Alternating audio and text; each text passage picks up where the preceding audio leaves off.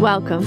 I'm Harmony Slater, your host of the Finding Harmony podcast. Over the past 20 years, I've taught thousands of yoga teachers and students to explore the intersection between ancient wisdom and modern everyday life, using mind-body practices to heal, awaken, and manifest their dreams from the inside out. This podcast is a sanctuary for those feeling overwhelmed by life's challenges. Are you ready to jump in and discover how these challenges aren't actually in the way, but are the way to finding harmony? Let's invite the magic back in. Hi, I'm so excited you're here today. I am talking to a very inspiring person for me. She has been my business coach for 4 years, and I have just modeled my online business after her and what she is offering as a coach to the coaches. And so today I'm talking to Kelsey Murphy, and she has an incredible podcast called the Whiskey and Work Podcast. She is also a mompreneur, or a coach who is also a mom of 3 young children, and we are talking today about how to create that delicate work-life balance and how it's even more crucial when you have small children and you want to make time for yourself and your spouse and your life, and how important it is to be sure that you have that space and time in your days so that you can cultivate joy and have inspiration for your business and love your life. So we're talking about some strategies, some mindset shifts, some personal antidotes that will help to inspire and empower you as a yoga teacher, as a professional, as an entrepreneur, as a coach. And we both believe that it's possible to just create a very thriving business, a life you love, while nurturing a family and fulfilling your heart's desire to be the best mom you can possibly be.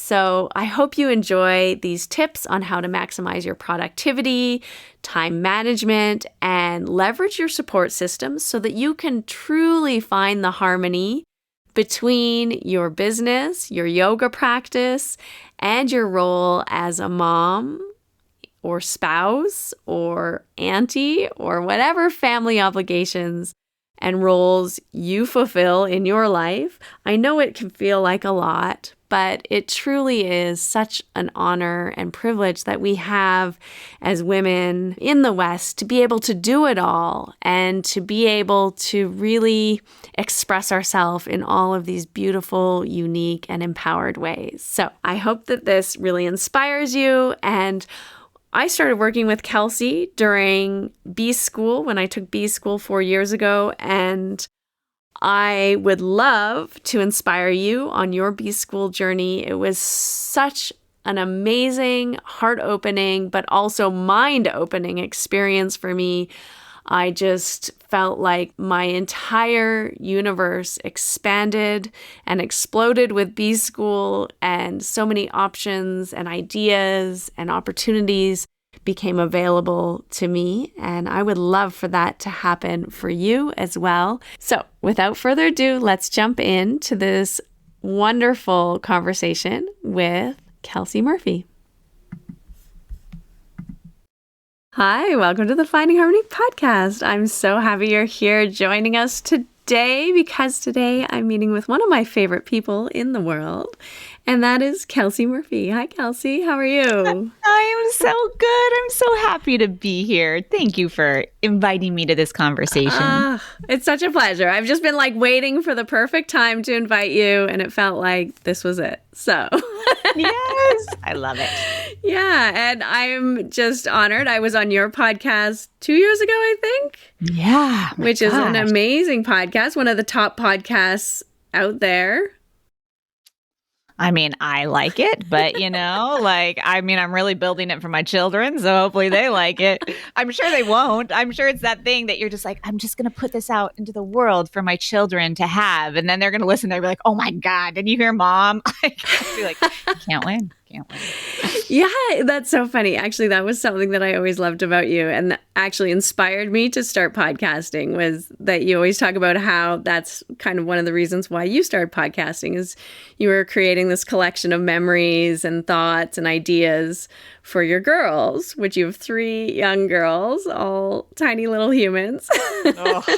Oh, so much girl power in this house. My gosh, the spirit is significantly high. Yeah.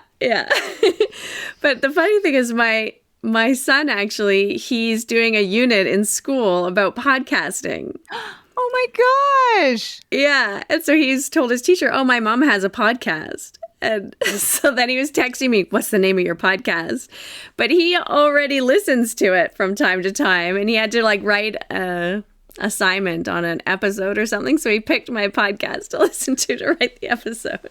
Oh, I love that. Yeah. That's so special. I don't think we think about those things or plan for them to happen. And then all of a sudden you blink, and because it's like whatever we plan to happen, never happens, right? Totally. I'm like, oh, I want them to listen to this when I'm gone and I'm dead. And they're like, oh, these memories of mom. And they probably won't, right? At this point, whatever kind of recording I'm using is going to be like an 8-track, they're going to be like, oh, I can't dig up those archives. Yeah. But my McKenna just joined a broadcast class, and amazing. She was like, Mom, can I use your microphone?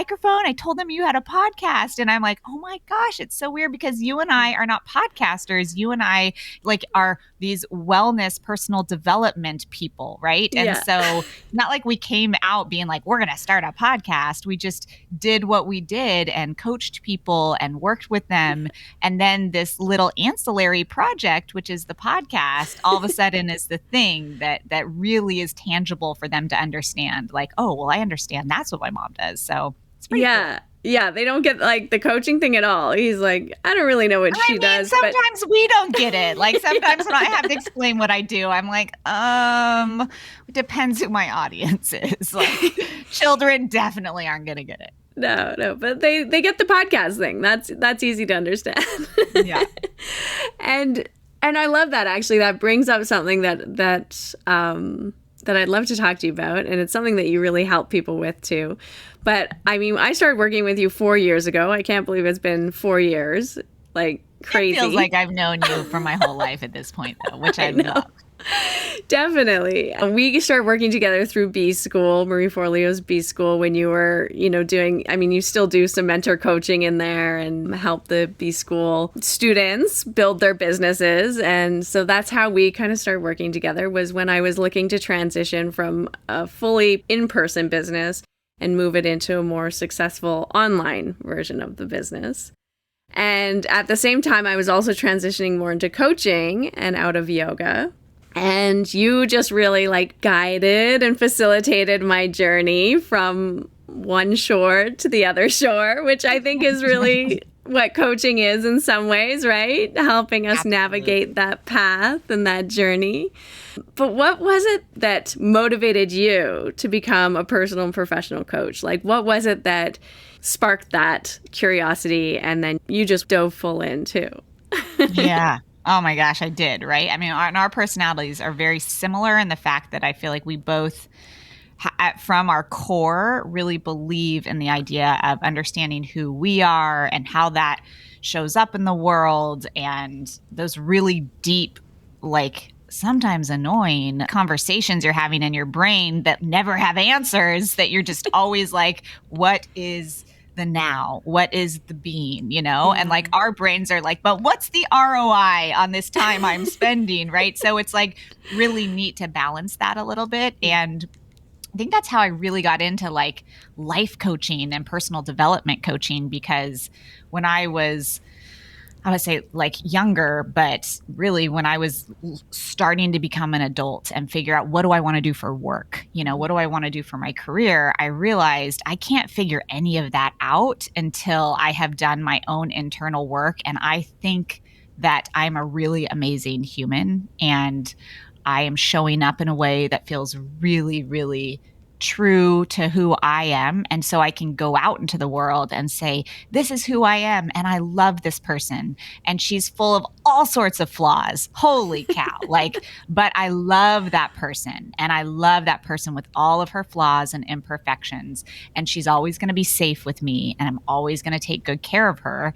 And I realized that work really hadn't been done. And so me then trying to figure out what I wanted to do from a professional perspective, I was just brain muscling my way through that. And I was able to be successful because I'm always going to be a very ambitious, gritty, figure it out person.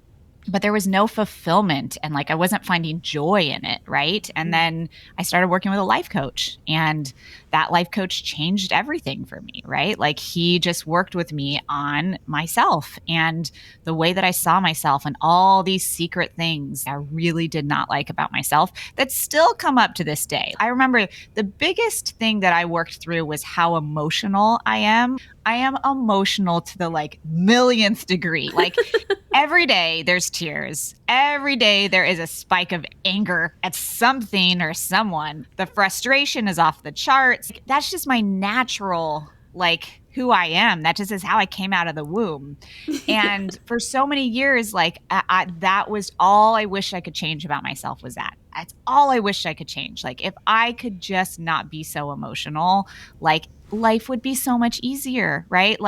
I wouldn't want to cry every time I went in to negotiate a salary, I wouldn't have these spiking feelings from a simple text message from a boyfriend. Right. Oh my God, they were just overcoming my life. And it wasn't till I went through the work of loving up on that emotional person of who I am and realizing that person is so special. She is so significant, and she is going to do big things in the world because she cares so much. Oh my gosh. Because with all those spikes of emotion come the compassion, the deep yearning to know people, the passion to build and to do something significant. There are all these other beautiful things, but it's I couldn't see them because I was so busy trying to get rid of the other pieces. And once I started loving up on that part of myself, I realized that all these other pieces, getting so angry at a text message, I still do. My husband will still send me text messages, and I'm what? Instant 0 to 100.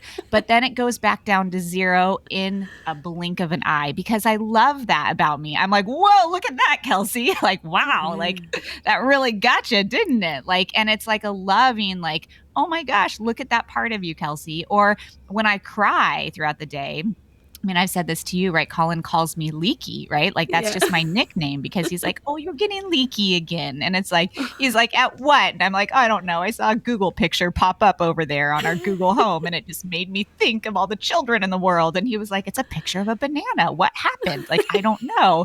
And I'm just I don't know. But isn't it funny? Isn't it so funny how and he's just I love you, and it's this really loving relationship I now have with myself that allows me to lean into all the other positives of it. So I think that was the biggest, oh my gosh, this work is so life-changing for people out there. And I am not the only emotional human in the world. If we could perpetuate this more and create more life coaches or any kind of coaches, people that want to go out there and then do really good things and help people. And that's their main goal. That's how they want to make money, is literally helping other people. I'm I know the coaching industry is not perfect. There are so many things wrong with it, but the root of it is really from a beautiful, intentional space. And as long as I think we're thoughtful about it, and there are some really good parameters put in place so people aren't kind of going off the rails a little bit and taking people in wrong directions, because I think we have to be really conscious of that too. But if we can create a really safe, smart space for coaches, and they can be not only successful with clients, but also financially successful so they can sustain their life.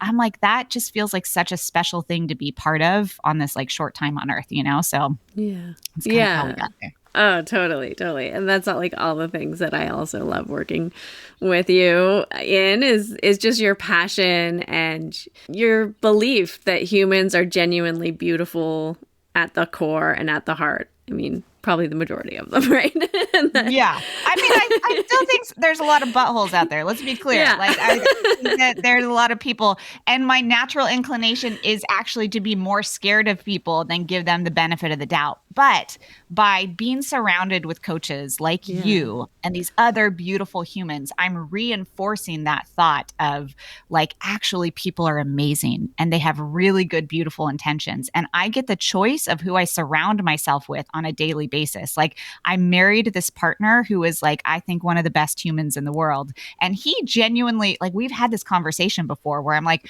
what percentage of people do you think are like real a-holes out there? Like out of the world, what percentage? And we're like, and I'm like, you think of your percentage, I'll think of mine. And his percentage, like my percentage is genuinely like 50%. I'm like, I think 50%. Like it's like in my brain, I'm like, that's what he's going to say too. That's what we all think, right?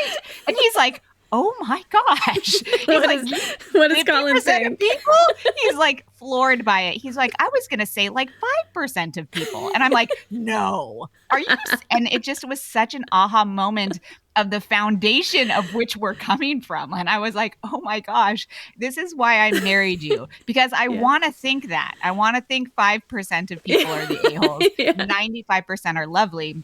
But it's either the way I was born or lots of childhood traumas or, you know, a combination of all the things makes me literally like not trust a lot of people. I'm like, I don't know about all of you, which is why I think I built this business, because I get to choose who is in my world. And if just these coaches who come through, you know, an application process, like I get to really like think about like, what is their intention? What is their, you know, what are they trying to do and put out there? I get to choose to fill up my entire week with these conversations with people that I am like, dude, you passed a 50% test. Like you're in the 50% of good humans. Like it's impressive, right? Like, so like, that's so good. You know, so it's like, I kind of get the choice to like keep myself in this space, you know, but I do think that the more I'm with those people, the more I'm with Colin, the more my percentage of 50-50 shifts. And I'm like, all right, maybe it's 60-40.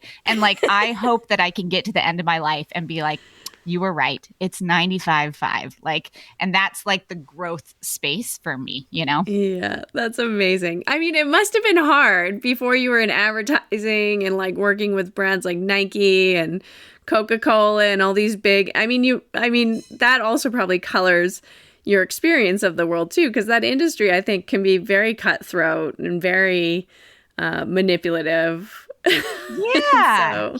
And I think that, I mean, I met some amazing people in that industry. So clearly my 50-50 is not right. Apparently there's a lot of good people in there, but it is very driven off of, it's a very results-based business, you know? So it's driven off of results, and it is a work hard, play hard mentality. So you have to be able to work hard. Like I was fielding calls at one point from Paris and Japan and New York and Seattle all in one day. So it was like I was up at all hours. We were talking about commercial shoots and like planning this international travel. And it was cool, in quotes, right? And at the same time, I was so burnt out and just thinking about my future the whole time. Like, how do people sustain this? Like, how is that woman who is 55 doing this? Like, I don't want to be doing this at that age. Like, I mean, at that point I was like 25 or 27 or something. And I was like, this is fun for me at this point, but I'm already feeling exhausted. I can't imagine doing this for 20 more years.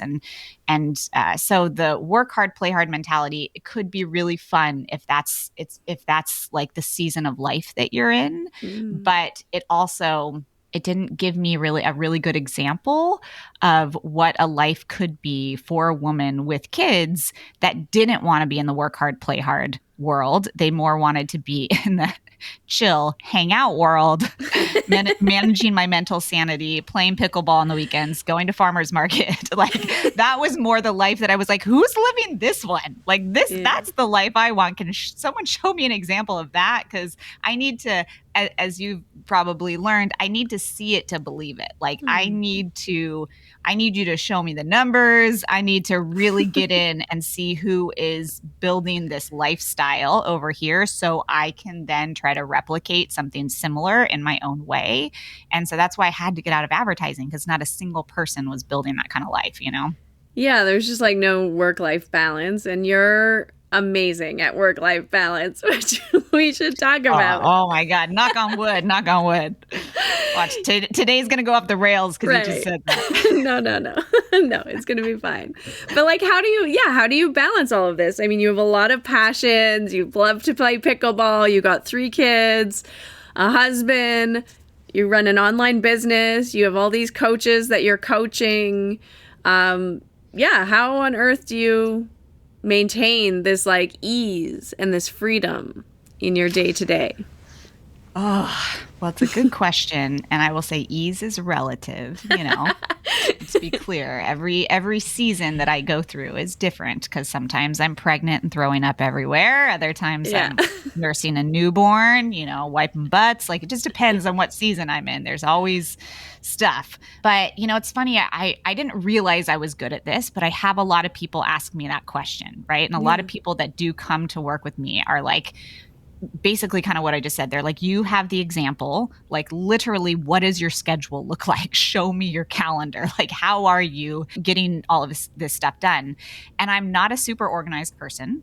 Let's be clear. I am not like a type A hustler grinder. I'm very type B chill. And I also like to sleep in. I don't like to get up in the mornings. I will literally laze in pajamas for the entire weekend. Like, that is kind of my natural like rhythm, the natural kind of way I think I was born. And my circadian rhythm is I'm a total night owl. So I had to learn that about myself and love and honor that piece. And I think my brain just says that's okay. You can still do that and have whatever you want. Like, I've had a lot of conversations with people that are like, well, you can have everything you want, but you can't have it all at the same time, you know? And that's like a big... Yeah. And I'm like, well, define everything, because I don't know. Like, I think that if I were to look at my life right now, I would probably say I have everything that I would want in my life in this season today, the day we're recording, right? Yeah. And so I think it's relative, like all the things that you want. But I don't want to live my life broken out in seasons of like, well, I'm just going to like build my business and put the kids in childcare and really hustle for a couple years, because then after that I'll take time off, because you can't do them both at the same time. Like, I'm also very stubborn. So I'm like, oh, you tell me I can't do that? Let me prove you wrong. Like, let me try it. I will, like, you know, wage my way through war to figure out how to prove someone wrong, right? So, and I think that was a big reason I started this, because I saw only a few women out there doing it with kids and doing it well.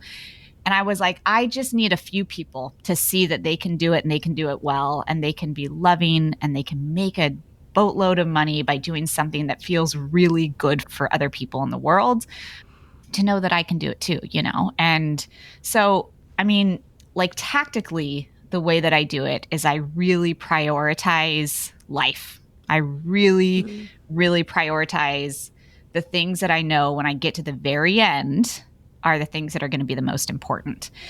So for me, it's like laughing and giggling with my kids in the morning, right? And I don't do that naturally. First of all, I'm not a morning person. So I get up grumpy. Like, I wake up grumpy and I wake up late. Like, it's never like I'm like the get up before your kids and do your hair. Like, I really wish I could be. One season I might. When they get older, maybe, you know, but like right now, no. When like, they're I'm sleeping tired. in. Exactly. When I don't have like at least one of them in my bed, right? Yeah. Like, or like my 1-year-old's teething right now. It's like, I can't get out of the season of no sleep right now, you know? So there may come a season, but there just may never be, you know, I may just never be that person. So I get up and I know that when I get to the end of my life, I want to know that I got up in the mornings and I laughed and I had fun with them. And it was joyful. Like, it doesn't need to be perfect for me. It doesn't need to be organized. Like, but I don't want it to be super stressed. We're all yelling at each other and we're trying to get out the door, which it is a lot of time. Let me be clear, folks. Like, it is not like all rainbows and sunshines in the morning. This is probably my hardest time is in the morning with my lovely children, right? Yeah.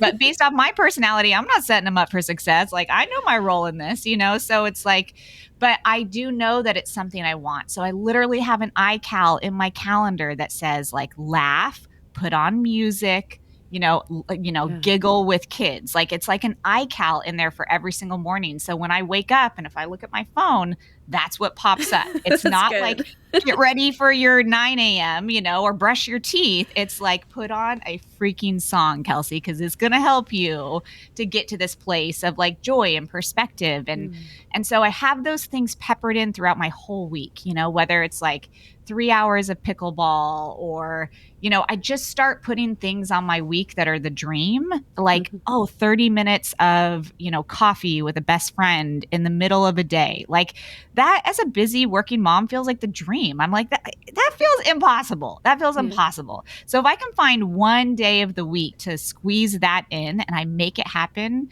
what happens is I get to the end of the day and I feel awesome. I feel really dang proud of myself. And I'm like, wow, look it, you're doing it. You're building the life that you want. And you had fun with your kids in the morning and you had like a coffee date or a glass of wine with your friend at lunch. Like, you're doing it because I'm pretty gritty. The work's going to happen no matter what. The important work will.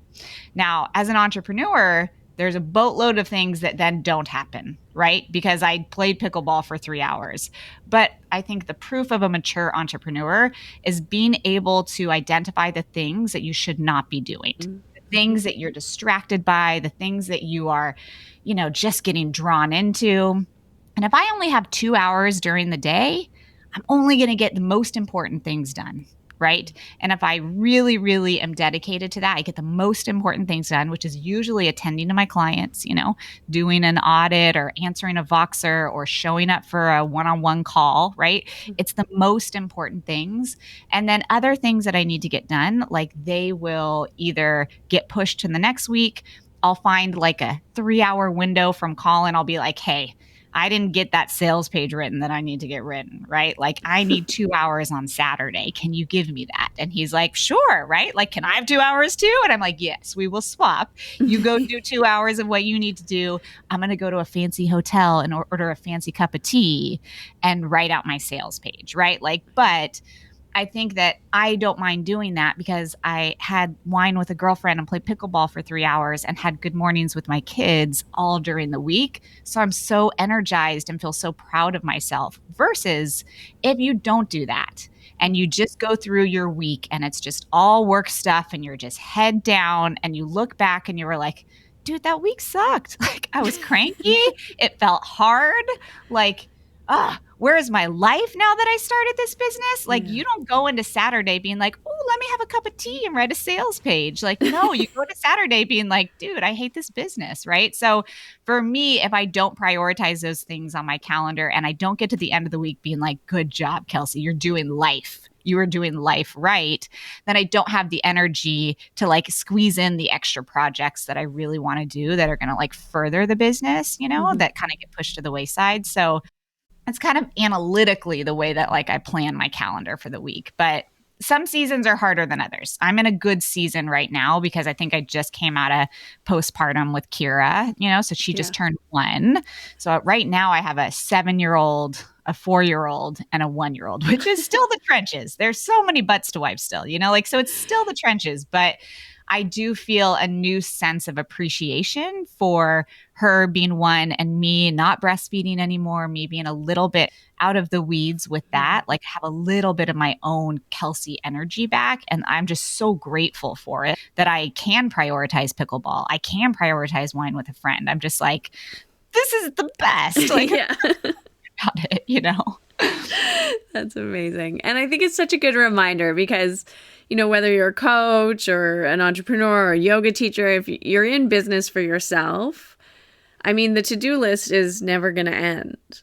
There's always like 15 things. And even if you check off 15 things, somehow there's another 15 things.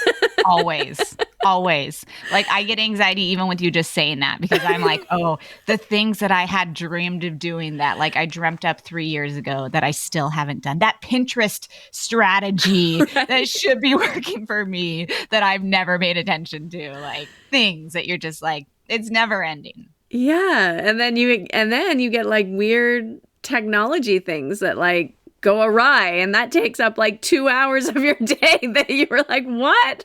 Absolutely. I wasn't expecting this. Yes. I will say, I think one of the other things that I've learned in the last year or two is the power of like delegation and support. Yeah. Like, I don't think I could do what I do if I didn't slowly start to delegate. And it's not like hiring a brand new team, but I have literally dabbled in delegating with like, I'm just going to pay this person $50 a week and I'm going to see if they're the right fit and they can take things like technology off my plate. Because you're right. Like I have visceral memories of being hunkered down in my office being like, oh my gosh, I just spent 3 hours on the headline for this. Oh my gosh. Now I'm fully behind schedule, right? Like, but it was an important thing. But I just realized, oh my gosh, like if I want to run this business with 3 children and be done working at 2 every day and take Fridays off, like Kelsey, you're going to need some help. Like you're going to need to pick and choose where you. So even we went through a season where for 3 months I hired someone just to come in, tidy the house, do the laundry, meal prep for us, take back my Amazon returns because it was just so much. And I'm like, I just need a little, just even if I could pay you just literally like $40 to just come in for 2 hours and to do this for me once a week, like life it would be life-changing. And we went through a summer and did that. And I was like, oh my gosh, like this, I wouldn't have survived that summer if I didn't have that, you know? So it's like, I think acknowledging little places that we can delegate and ask for support. And then once you do that, you get really good at that, then you can expand that. Cause I'm in the place in my business now where like I've taken on those people for more than a couple hours a week. Like now they're on for a lot longer, but I did have to then increase the revenue of my business in order to sustain that. So that was like a big shift in my business that happened a few years ago that was kind of growing pains. It's hard because you got to find the right people and learning to do that is a whole new skill set. But man, like it was so worth it for me as a mom because I cannot express how much I cannot do this alone. You know, like, to be clear, I'm not a magician over here. I mean, I think that building a business, whether it's from scratch or taking on a business or coaching as a business in particular, I mean, I think it is a spiritual practice, actually, because you come up and you have to face yourself all the time. You have to face like your fears and your doubts and your insecurity and really start to examine like feelings of worthiness. And am I looking for worth outside myself or do I have it inside myself? And you have to start doing all of this personal development work because you're going to keep hitting up against all these obstacles or all being confronted with different situations, people, things that are bringing up your own stuff to the surface. And so for me, I think it's one of the most maybe like, I don't know, it's kind of like fast tracking your spiritual development in a way. And it's funny. Whether you like it or not, you're like thrown in the fire. It's like, you're going to make me deal with a lot of my fears right now. Okay. Yeah, because you're trying new things. And it's also very primal fear as well, because you're dealing with money and survival and like all of the root kind of things that are very primal in us, right?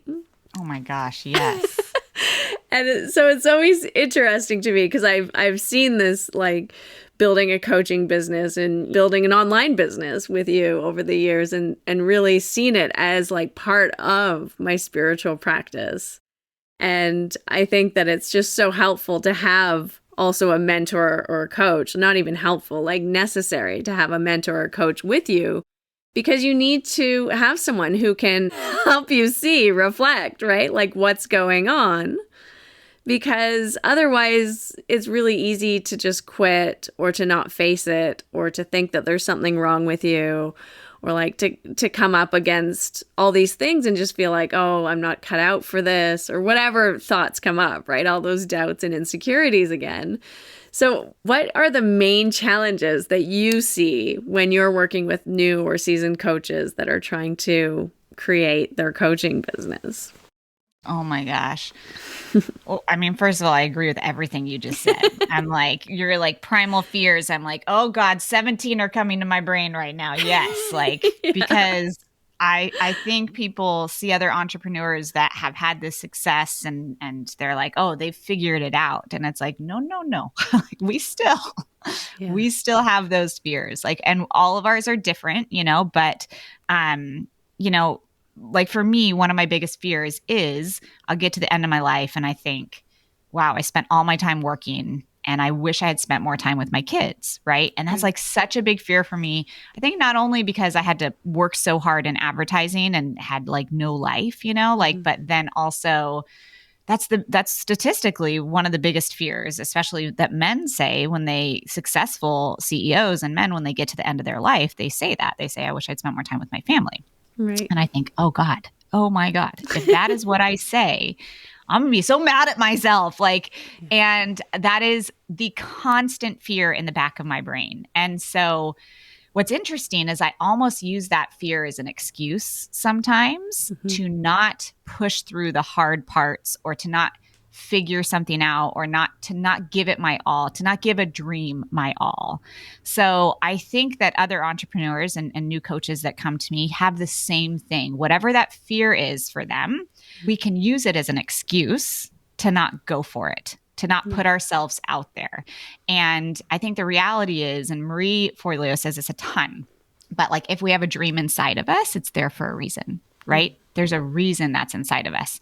And for me, like this idea of connecting with so many coaches and building a very significantly high financial business. Like I want a lot of money and I want to be a really good steward of that money and I want to do good things with it. And I know with my skill sets, I can do that, right? Like, so I know all of those things. And yet that fear that, and this is coming from someone who is, I'm the room mom, I'm the soccer coach, I'm the Girl Scout troop leader. I also like pick up my kids from school every day. I drop them off every day. There's no childcare after school. Like I'm at every field trip.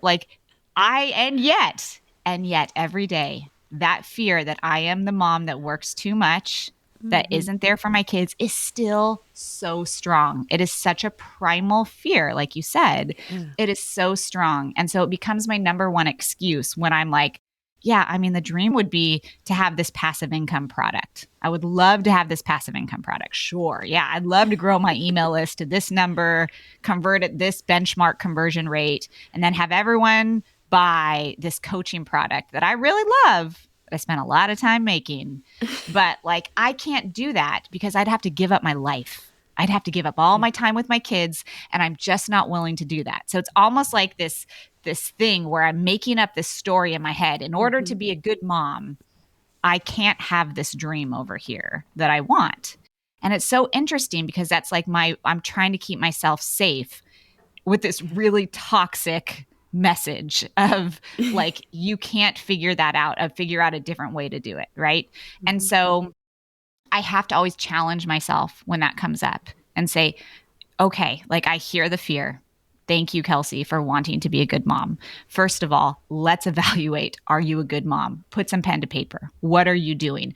And at the end of the day, it doesn't even matter if they're in childcare or not. It doesn't matter if I pick them up every day or not. It matters how they feel. And there's so much research with that, right? Like there's tons of kids that have been in childcare all the time and they feel so loved and are so connected to their parents and they go off to be incredible members of society, right? Like, and that's what I'm going for. I'm going for a solid adult out here that feels loved, that feels their self-worth, that contributes to society. Like that's it, And so when I look at it and I write it down, I'm like, do they feel loved? Do they come to you when they're sad? Do they, and all those things. And it's like, oh my gosh, yes. Yeah, absolutely. Like Colin and I are solid. Like we're at this season in this, everything can change. But right now we're doing a really, really good job. And we love up on these kids like crazy and they feel loved and safe. So it's like, Kelsey, already boxes checked. Now let's get over to this thing that feels really scary for you that you've told yourself in your head you can only do one way. What if we did it a different way? what's a simpler way? What's a way that feels more fun? How can we shift this? How can we get creative? How can we problem solve around this? Look out there. Who's doing this in different ways? And that's when I have those open pathways in my brain and I can really problem solve with this can be done. What are 8 different routes you could explore? Let's try them on for size. Envision a life where you did these different routes.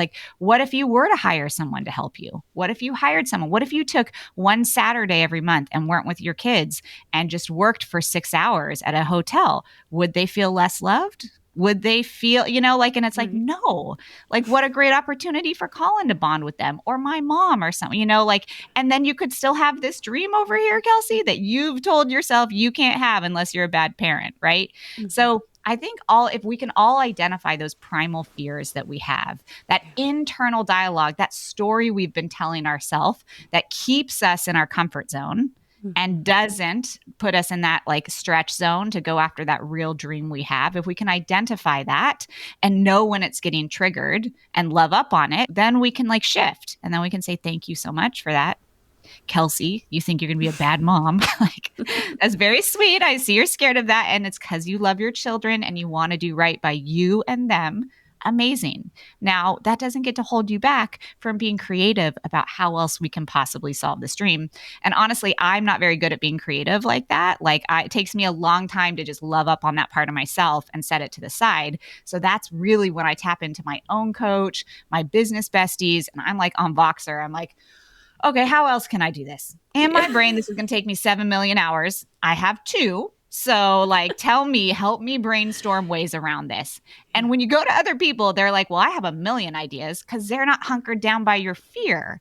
And so when they give you all these ideas and you're receiving them and you're getting excited with energy and you're oh my gosh, you've done the internal work of loving up on that fear and setting it to the side. I notice when I haven't done the work is when they're giving me all these ideas and I'm nope, that wouldn't work. Nope, nope. It's I have my black hat on and I'm just killing all their ideas. And I'm oh, I'm sorry, I need to go back over here and do a little work. I'll come to you in one more day. Give me one more day, and then I go back. But I think that that's the best work that we can do that honestly helps us with our productivity, helps us with our revenue. But it's a lot of internal work that a lot of people skip. I know you and I see it all the time. Mm-hmm. People want to jump to the end and the solution. And it's oh, there's a little bit of internal work, not a lot, just a little bit of that we got to do first. And then, you can step into the problem solving, Yeah. I love that. And really I love that, acknowledging and loving up on those parts of you that are there, that are just trying to protect you, that are just trying to keep you safe, that are trying to help you achieve this goal over here and make sure you don't let it go because it's so important to you. But then also recognizing that part might be trying to protect you in a situation where you don't need protection from. Right. And it's just overreacting because that's what it's there to do, is really keep you safe. And I think when you're building a business too, you're really stepping out of your comfort zone a lot of the time and having to learn new skills and do new things. And so those parts of us that are really the protector parts get activated a lot more frequently than when we're just bringing in a paycheck and not really having to challenge ourselves or put ourselves out there in any kind of way or doing something we've done before that we're really good at, exactly. Where you're I already know I'm good at this. This feels easy now. Old hat, and then we try something new and it's this is so uncomfortable.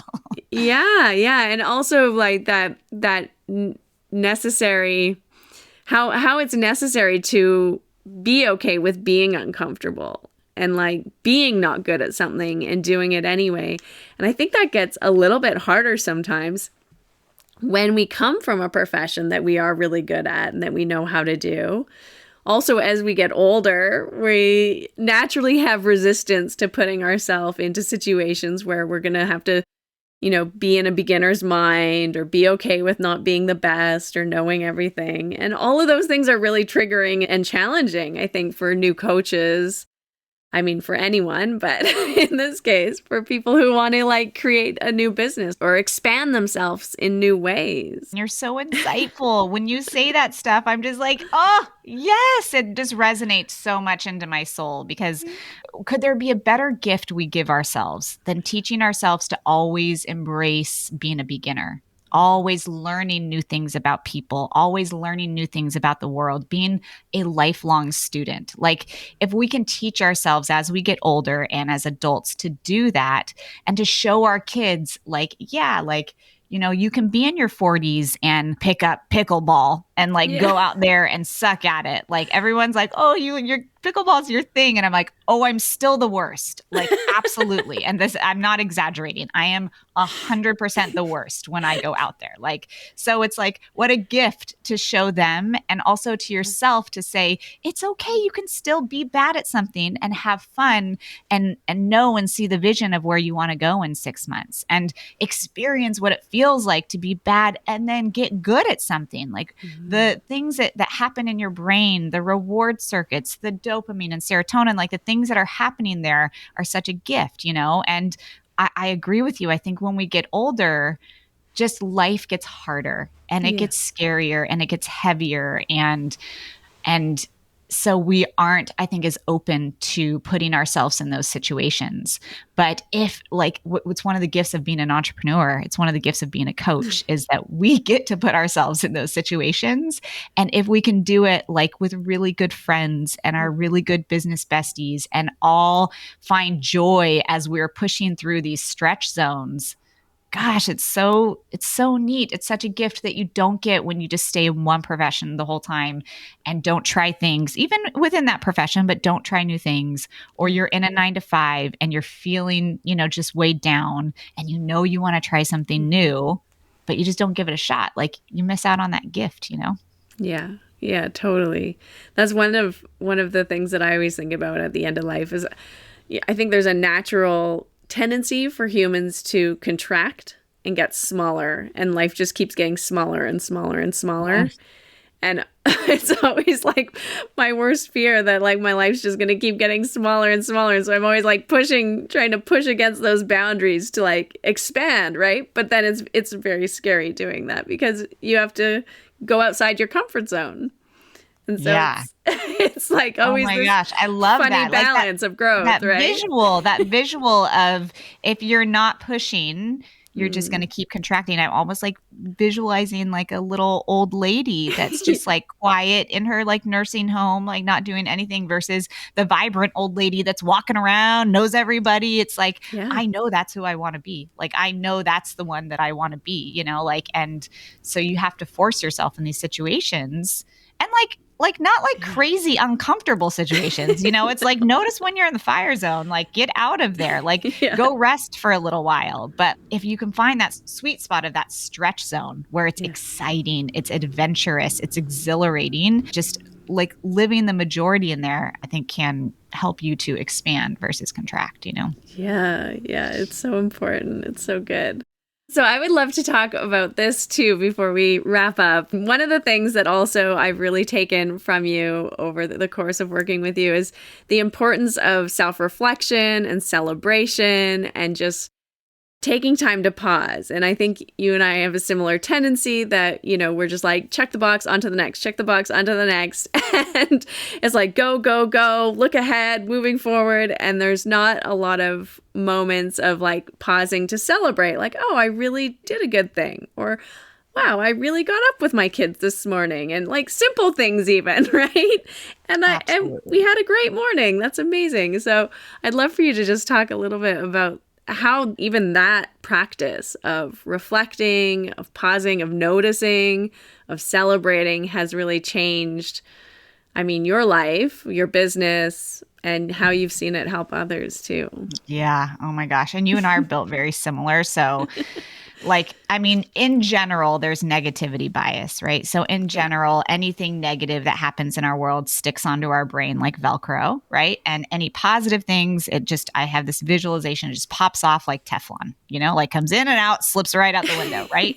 So you've got to really know that you're already at a disadvantage. That's already the way your brain is working. And it's okay because it's protecting you, and it's, making sure that it's scanning the world for, tigers and things like that. Right. So it's a good thing, but you do have to learn to work with it. And based off your personality and like what has happened in your life, you may be even more prone to that negativity bias. And my personality is going to, because I like to problem solve. I love to problem solve. So I'm looking for problems because I want to solve them. Right. But the reality is like, I can't solve all the problems. And now I'm just looking for all the problems. Like, so let me look at my business and see all the problems all the areas for improvement, or look at the way that I mother and how all the areas I could be doing better, or look at the way, that I'm putting together lunches and like how I could be doing it better. Like there's all these problems to solve. And so I go through seasons where I forget my practices and I forget that about my brain and myself. And I don't do my kind of celebratory practices, my daily practices. And I will notice how much unhappier I am, like how much I am just like, life isn't great. I'm not being the mom I want to be. I'm constantly impatient. Like, great, my numbers are okay, but they're not what I wanted them to be for my business. Or like, that's just like constantly in my head all day long. And then I get to the end of the day and I'm like, let's just watch Netflix and have wine again. And then I sleep like shit. And it's like this cycle where I'm like, Kelsey. And the most significant practice and thing that I can do for myself, just for my personal self, is to do the celebratory practices in the morning and at night. And it's a simple practice. It's not a gratitude practice for me. It is a celebratory practice of celebrating all the things that I am doing right, because my tendency just is to focus on all the things I'm doing wrong or all the things that need improvement. And I almost like trick myself with, it's like, I'm not focusing on all the negative. I'm focusing on all the areas of opportunity to improve. And it's like, no, Kelsey, same thing.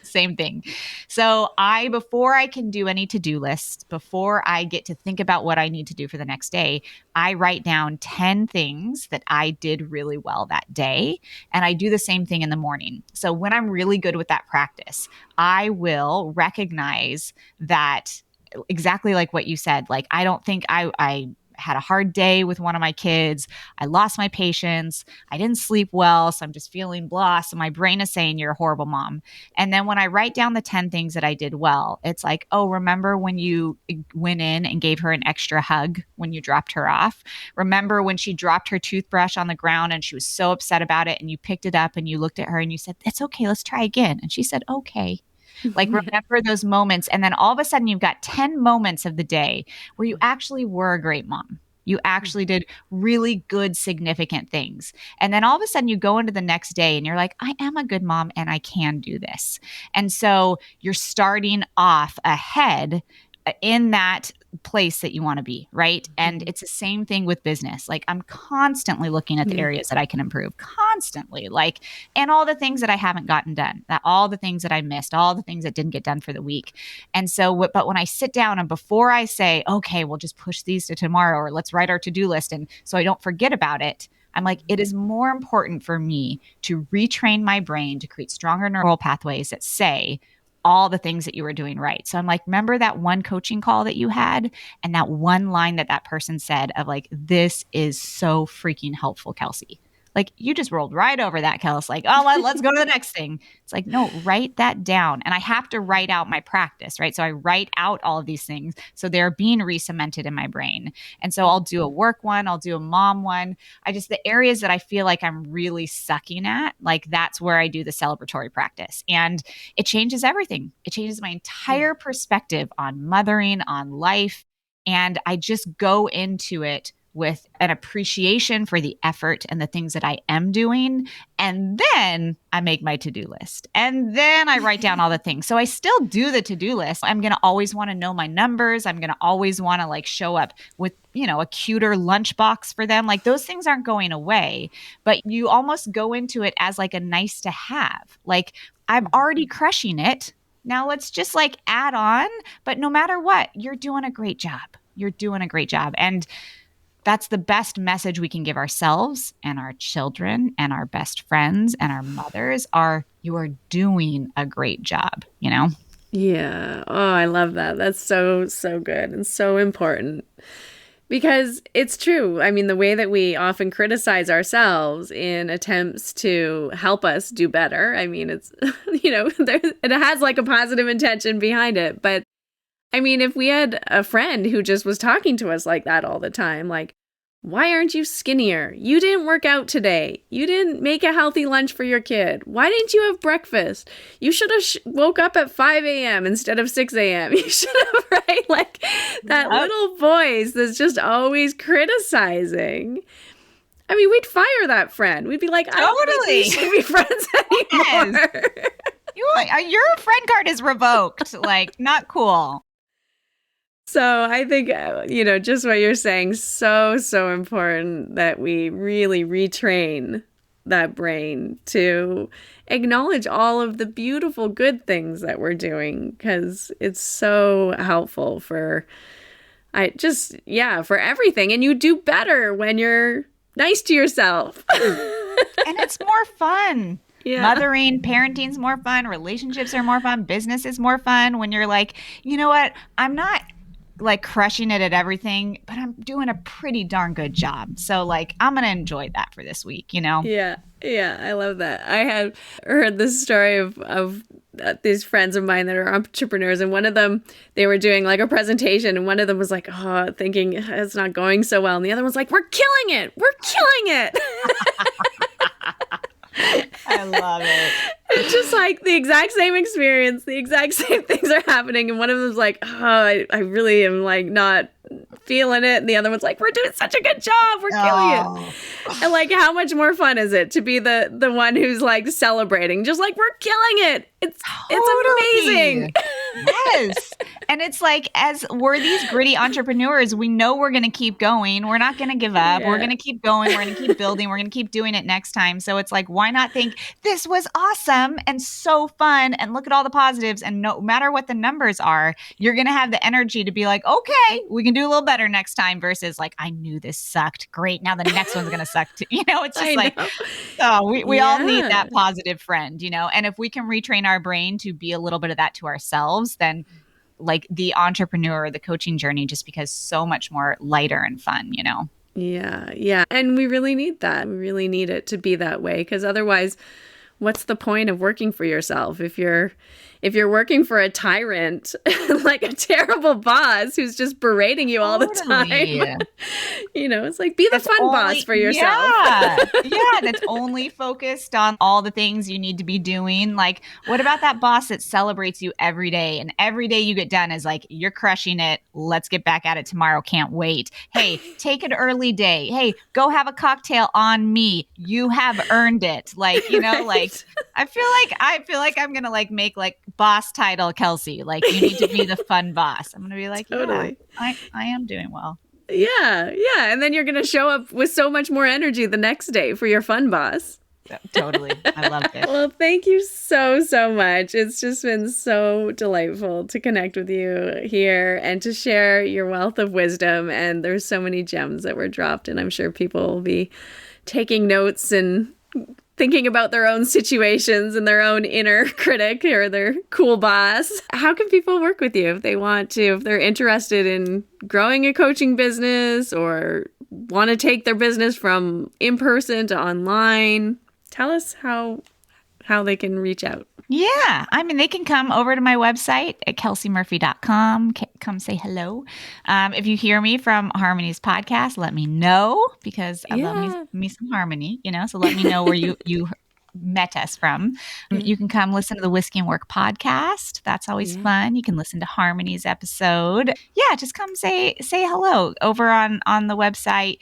Any way I work with people is on the site, you know, so whether you're just starting out or you're further along, you can see if it's a fit, but mostly I just love you, Harmony, and I love your crew. I love the people you bring into your world. You are so good at what you do, and I'm so grateful to be in your orbit. Like, you make me a better human. So being in your orbit is so important for me. So, I mean, if you guys are part of this circle, I feel like you are in good hands over here, but you're always welcome to come and join in on, conversations that Harmony and I are having over there. Beautiful. Thank you so, so much. It's just such an honor. And people can find you on Instagram too. And we'll have all the links in the show notes, all the things. So Thank you again. If you would like to take control of any feelings of anxiety, or you notice that your mind is racing and you immediately want to bring it under your control in a way that feels holistic and healing, then I would encourage you to download my 2-minute free breathwork practice. It's an audio guide, and it will guide you through a very simple breathing break that you can implement throughout your day that will optimize your energy. It can just create that moment of pause in your day that really helps us to reset and to re-engage with the world in a more positive, conscious way. So head on over to my website, harmonyslater.com. You will find the link right there for the 2-minute breathwork audio, and I would love for you to download it and use it liberally to really help you create a clear slate at different periods throughout your day so that you're engaging with life in the most compassionate way you can, in a place with full awareness and full consciousness, and creating new habits and new patterns that are healing and helpful to your mind, body, and your spirit. That's it. We've concluded another episode of the Finding Harmony podcast. I just want to thank you so much for doing the work that changes the world, starting with yourself. It truly does make a huge difference. Please make sure you have your automatic downloads turned on wherever you listen so you don't miss any of the upcoming episodes. I have so much more magic I can't wait to share with you. Lastly, if you're on Instagram, I love connecting and hearing from you. So come on over and say hello at Finding Harmony Podcast. And you can also come say hello to me personally at Harmony Slater Official. Thank you again for being here. I cannot wait to share more with you in our next episode.